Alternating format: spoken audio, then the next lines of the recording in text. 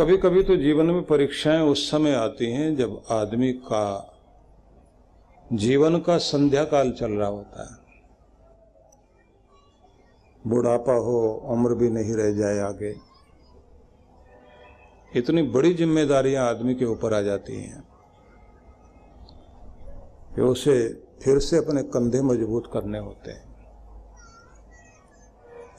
इसलिए हर आदमी को जीवन के अंतिम भाग तक भी कर्म योगी बनकर जीने की आदत डालनी चाहिए। अपने हाथ पांव चलते रहें, अपना काम खुद करते रहें। ये नहीं सोचना कि मेरे पास सुख साधन है तो नौकर चाकर कितने भी हों, लेकिन अपना काम खुद करने की आदत डालिए। अगर ये आदत बनी रहेगी ना तो याद रखिए कि आपको मुश्किल की स्थितियों में मुश्किल नहीं लगेगी। जो ज्यादा कोमल होकर जीते हैं ना, बीमार भी ज्यादा वही पड़ते हैं, परेशानियों में इतने टूट जाते हैं कि छोटा सा झटका लगा आत्महत्या करने को मन हो जाता है। इसलिए भारतीय ऋषियों ने एक तप का स्थान रखा कि तप करते हुए आत्मा को बलिष्ठ बनाइए, और तप को, साधना को बड़ा स्थान दिया गया। इसलिए मैंने फिर से शुरुआत कराई है कि तप करने के लिए आपको हिमालय में आना चाहिए।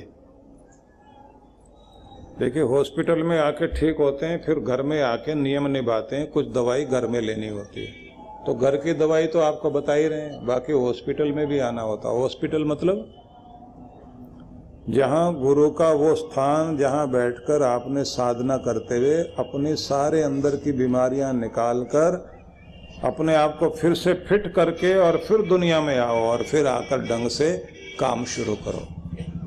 तो इसलिए रखा जाता है मनाली में कार्यक्रम, व्यास नदी के तट पर 14 हिम शिखरों के मध्य 14 स्नो पीक है वहाँ, जिनके बीच वो स्थान है जहाँ बैठकर चांद्रायण तप करते हैं 15 दिन। सबको करना चाहिए जिससे आत्मिक शक्ति प्रबल हो, आत्मा बलवान बने। हर व्यक्ति जो बाहर दिखाई देता, उसके पीछे उसके अंदर की शक्तियां काम करती हैं। कई लोग बहुत देखने में कमजोर होते हैं लेकिन अंदर से आत्मा बलिष्ठ होती है। अष्टावक्र बहुत छोटे से बच्चे थे, दुबले पतले और 8 जगह से टेढ़े मेढ़े। तो जब वो अपने पिता को खोजते खोजते राजा जनक के दरबार में पहुंचे तो वहां पर लुढ़कते पुढ़कते पहुंचे। उन्हें देखकर सब ने जोर जोर से हंसना शुरू किया। तो ये बच्चा भी जोर जोर से हंसने लगा। सबने पूछा कि आप क्यों हंस रहे हैं? तो बच्चे ने सबसे पूछा आप क्यों हंस रहे थे? सबने बताया कि आपका शरीर देखकर हंसी आ गई। तो बच्चा कहता है मैंने तो सोचा था कि यहाँ जो सभा है वो विद्वानों की सभा है, यहाँ तो ऐसा लगता है हड्डी चमड़ी की परख करने वाले लोग बैठे हैं, जो हड्डी चमड़ी का काम करते हैं वो लोग बैठे हुए हैं। और उसने एक खास शब्द का प्रयोग कर दिया, चर्मकार। ये लगता है सब चर्मकार, चमड़े का काम करने वाले बैठे हैं। सब नाराज हो गए। नाराज हो गए तो उसके बाद राजा जनक ने पूछ लिया कि आप कैसे बोल रहे हैं? तो बच्चे ने जो उत्तर दिया वो बड़ा अद्भुत था। उसने कहा नदी टेढ़ी होती है, टेढ़ी मेढ़ी होकर बहती है ना, जल तो टेढ़ा नहीं होता ना। गन्ना टेढ़ा मेढ़ा हो सकता है, रस तो टेढ़ा नहीं होता। आकाश तत्व टेढ़ा मेढ़ा नहीं होता, उसी स्पेस में बनी हुई सड़कें इमारतें वो टेढ़ी मेढ़ी होती हैं। किसी का शरीर टेढ़ा मेढ़ा हो सकता है, उसका ज्ञान तो टेढ़ा मेढ़ा नहीं होता, ना उसकी आत्मा टेढ़ी मेढ़ी होती। आप लोग विद्वान लोग बैठे हुए हैं और किस तरह की भाषा आप बोलते हैं और कैसी मजाक बनाते हैं। सवाल जवाब हुए तो विद्वान लोग हैरान हो गए, ऋषि मुनि सब देखकर। तो बच्चे के अंदर के ज्ञान को देखते ही राजा जनक को कहना पड़ा अपनी पत्नी से कि जाओ जल लेकर आओ, फूल नैवेद्य अर्घ्य पाद्य लेकर आओ। सामने जो बालक दिखाई देता है बालक नहीं है, ये वो है जिसकी तलाश में मैं था। आज लगता है सदगुरु ही एक नया रूप लेकर आए।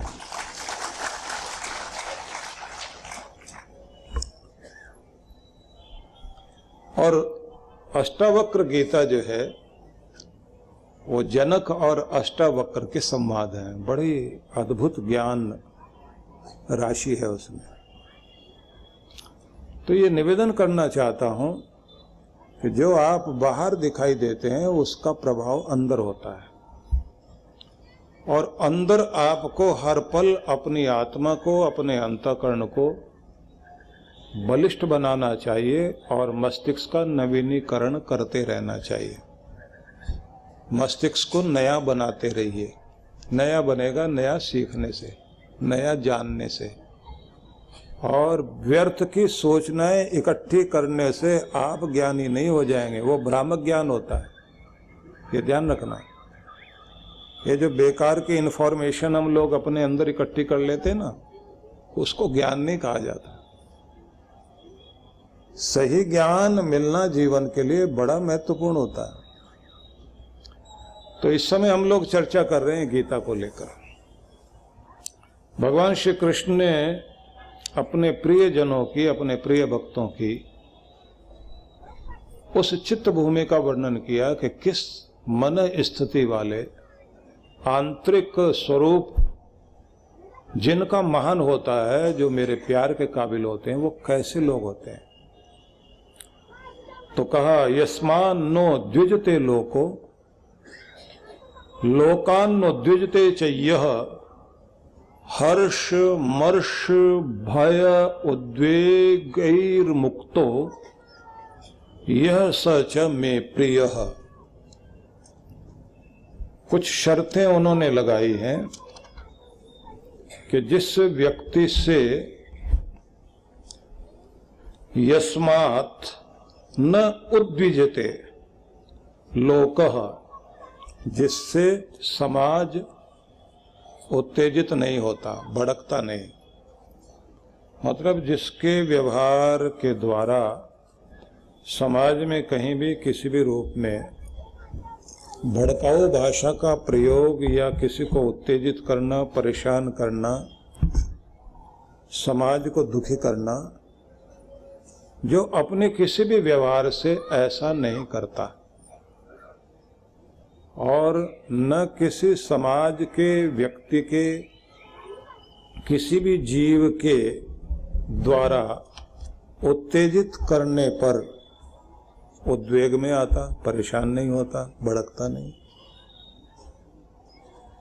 न तो भड़काता न भड़कावे में आता। ये साधारण से शब्द लगते हैं लेकिन ये बड़े अद्भुत हैं।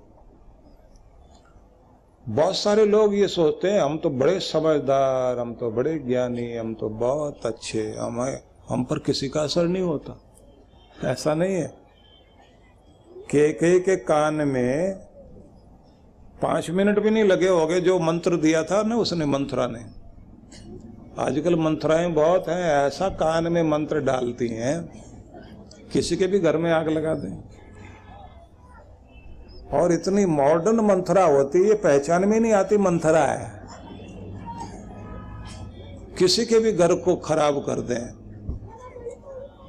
किसी के भी रिश्तों को बिगाड़ दे। जहर की प्याली इतने अंदाज से कान में डालती है, ऐसा लगता है इससे बढ़कर हितकर कोई है ही नहीं, ये तो हमारे अपने हित की बात कर रहे हैं। और उनका काम होता है रिश्ते तोड़ना, घर खराब करना। और आजकल तो इसके लिए क्लब बने हुए हैं, क्लबों में इकट्ठे होंगे, कुछ देर खेलेंगे, फिर उसके बाद चुगली, निंदा, आलोचना, बैक बाइटिंग वगैरह सब चीजें होती हैं। और इतने तरीके से होती हैं, जैसे सामने आ जाए व्यक्ति ऐसे मुस्कुरा के बात करते हैं जैसे सगा भाई मिल गया हो, और उससे पहले सब निंदा पुराण चल रही होती है। कुछ कोई आदत पड़ जाती है कि जब तक उनको थोड़ी बहुत निंदा ना कर लेना, उनका खाना हजम नहीं होता। वो 10 काम छोड़ के खुद का दूध उबल रहा हो, सब्जी जल रही हो, लेकिन पड़ोसन के साथ खड़ी है निंदा चुगली करने में। और कुछ एक दूसरे के साथ व्हाट्सएप पर चैटिंग हो रही है, वो निंदा चुगली उसी पे चल रही है। जहां मौका लगे चुगली का बाजार चल रहा है। कुछ वो है निमंत्रण देते हैं, चल बहन चुगली चुगली खेलते हैं। एक दूसरे की पता नहीं किस किस की पूरे मोहल्ले का नंबर लगा के जब 1 घंटा होता है, उसके बाद में आखिर में भोग डालती हैं, शांति पाठ होता है आखिर में। उसका एक मंत्र बोला जाता है, मरने दे बहन हमको क्या लेना देना है। ये आखिर का शांति पाठ वाला मंत्र बोल के कहानी खत्म कर देते हैं। उसका मतलब होता है कि बस आज इतना ही काफी है, बाकी कल कर लेंगे। टॉपिक लिए जाते हैं और सभी तरह के लोग, सिर्फ ये महिलाओं का नहीं है, पुरुष लोग भी, ज्यादा रिटायर लोग भी बैठे होते हैं। ये गवर्नमेंट को कोसना शुरू करेंगे। पहले तो बिजली विभाग से लेके नगर निगम, सारे न्यायपालिका, कोई कुछ नहीं छोड़ेंगे सबका। उसके बाद सीरियल का नंबर आएगा, पड़ोसी का नंबर आएगा, जो जाने पहचाने सबकी निंदा चुगली करने के बाद आखिर में जब कहते हैं बड़ा टाइम हो गया भाई चलो चलते हैं हम, जगह जगह लोग लगे हुए हैं इसमें। और इससे जो नकारात्मकता पैदा होती है ना, नेगेटिविटी पैदा होती है, नकारात्मक विचारों से जो हम खो बैठते हैं अपने अंदर की, जो हमारी सृजन शक्ति है, क्रियात्मकता है, कुछ हम कर सकें, वो शक्ति खो जाती।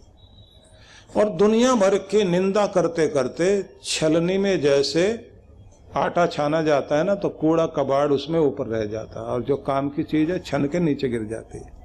हम ऐसी छलनी बन जाते हैं, दुनिया भर का कूड़ा इकट्ठा करके दिमाग में भर लेते हैं। और आखिर में क्या समझ में आता, सारी दुनिया ही खराब है, इसका मतलब हम ही थोड़ा बहुत अच्छे हैं। तो फिर मन में क्या आता है, चलो थोड़ा बहुत हम भी कर लेते हैं, क्या फर्क पड़ता है। ये तो दुनिया का स्टाइल है, दुनिया चलती है ऐसे। लोग बोलने लग जाते हैं कि सब ऐसा कर रहे हैं तो हम अपने आप को बचाए घूम रहे हैं, तो अगर थोड़ा बहुत हम भी करें तो। वो थोड़ा बहुत नहीं होता, एक बार आपने कदम रखा, निकल पाना फिर बहुत मुश्किल होता है।